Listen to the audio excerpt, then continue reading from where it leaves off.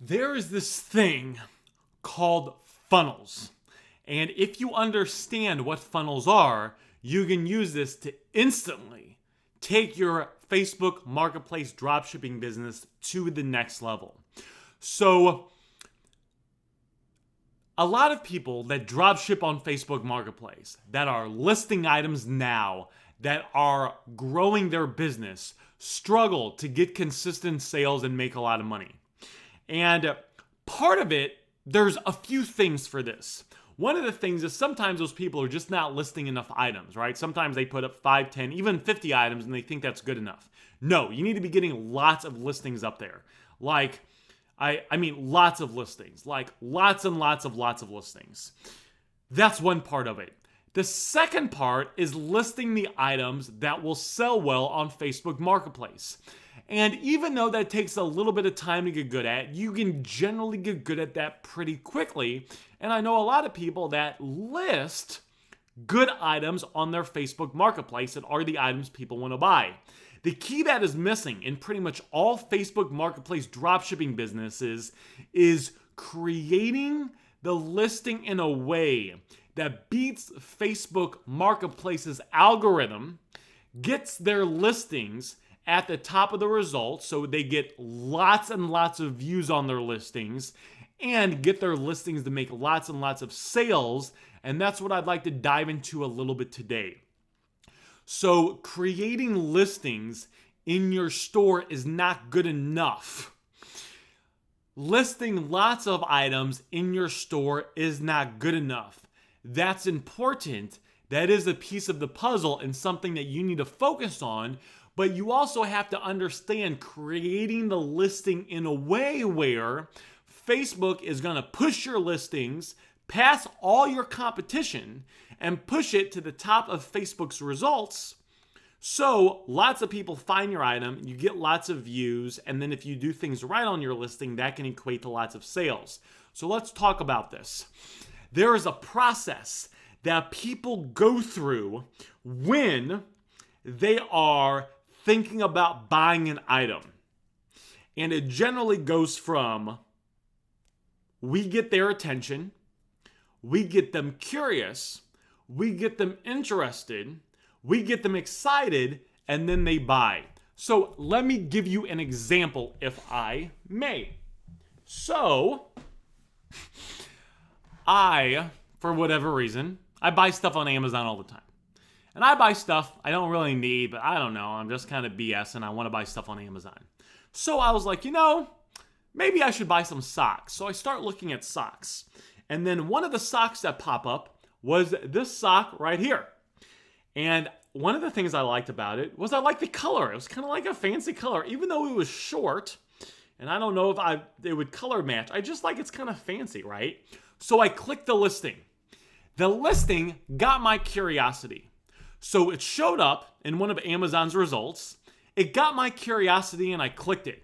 Now, just because I clicked it, guys, doesn't mean I was going to buy it. If you have an Amazon account, you might scroll and look at stuff on Amazon you don't buy all the time, right? Or maybe there's certain websites that you like to buy products on. Well, just because you view the item or you're kind of interested, do you buy it? No, not all the time. There's probably a lot of items that you yourself, maybe you view them, maybe they seem kind of cool, but they're not cool enough for you. So anyway, I clicked the listing. Now, what I like about it is I clicked the listing and I started going through the photos. And one of the photos that I like about this sock is it's supposed to be a fancier sock. It's supposed to be good for running, right? So the top part right here, you guys see this part right here? This is supposed to be thinner. So in theory, what they say is if you run and you sweat, and I don't know, your feet start to sweat, this will help cool off so it reduces the the potential sweat or water buildup if you're running a lot, right? Because the water can evaporate from here. Here in the heel, this is supposed to be made out of thicker material.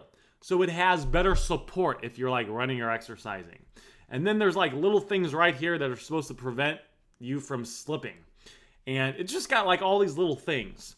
So what happened was, as I was going through the listing, I was viewing the photos, I was reading the description, and I was learning all this stuff I shared with you.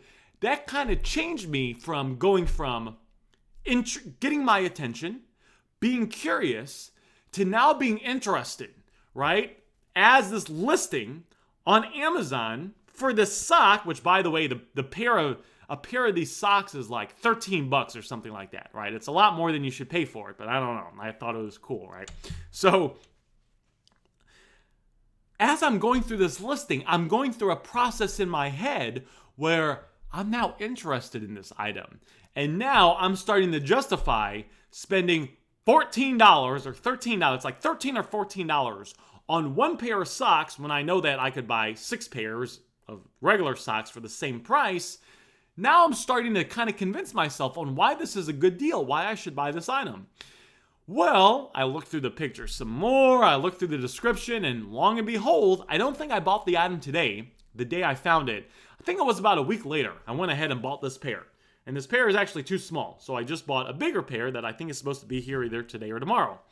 Well, that process that I went through is the same process your customers that view your items on Facebook are going to go through as well.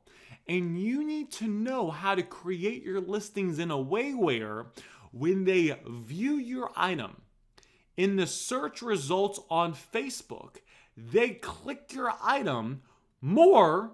People click your item more than they click the competition's item. Then you need to know how to create your listing in a way, the pictures you use, the description, what you put in the description, what you don't include in the description, how the description is worded, where you get people to read the description, because just because you have a good description doesn't mean they're going to read it.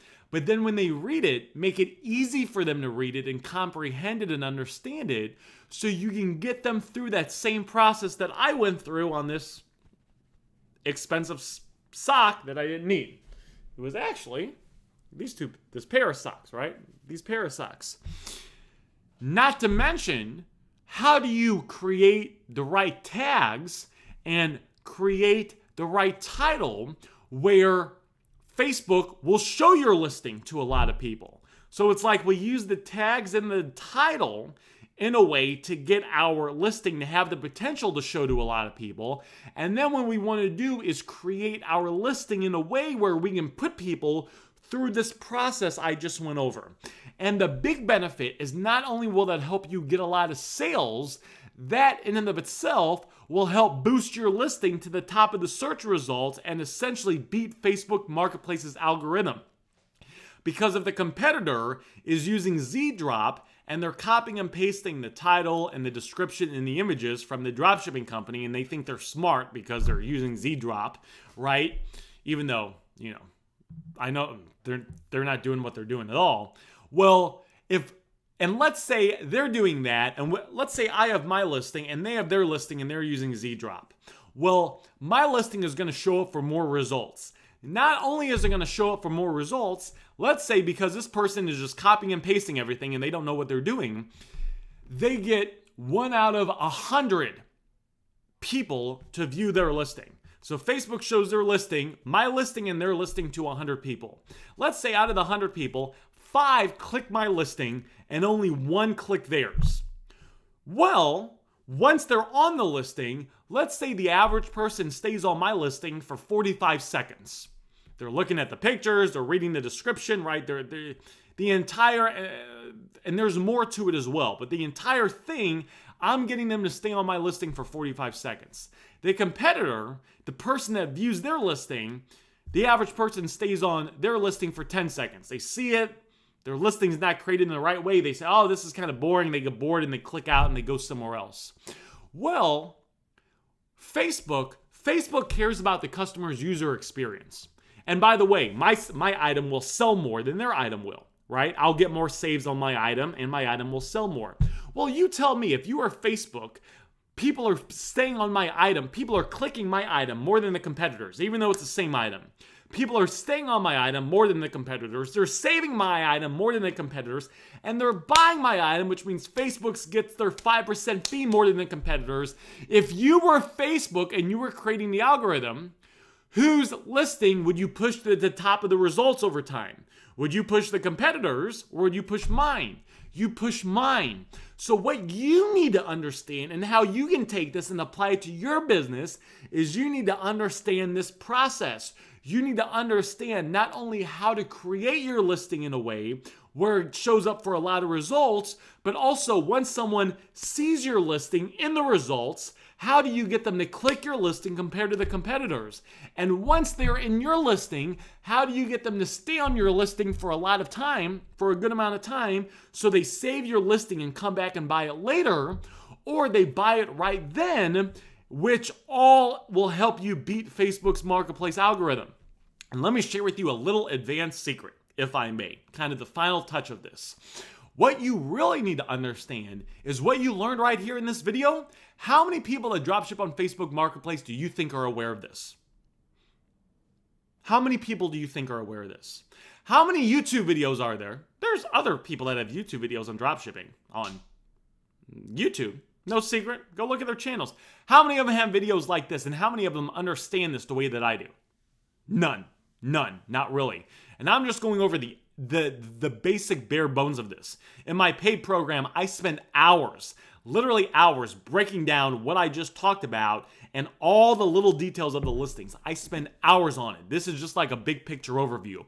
But what you can take away and what you can use to take your business to the next level is understand this and start thinking about your listings strategically and creating them in a strategic way to get more people to view your item, get more people to click your item compared to everyone else that's searching for items on Facebook. Get more people to save your item, stay on your item, and buy your item. That will boost your listing to the top of Facebook.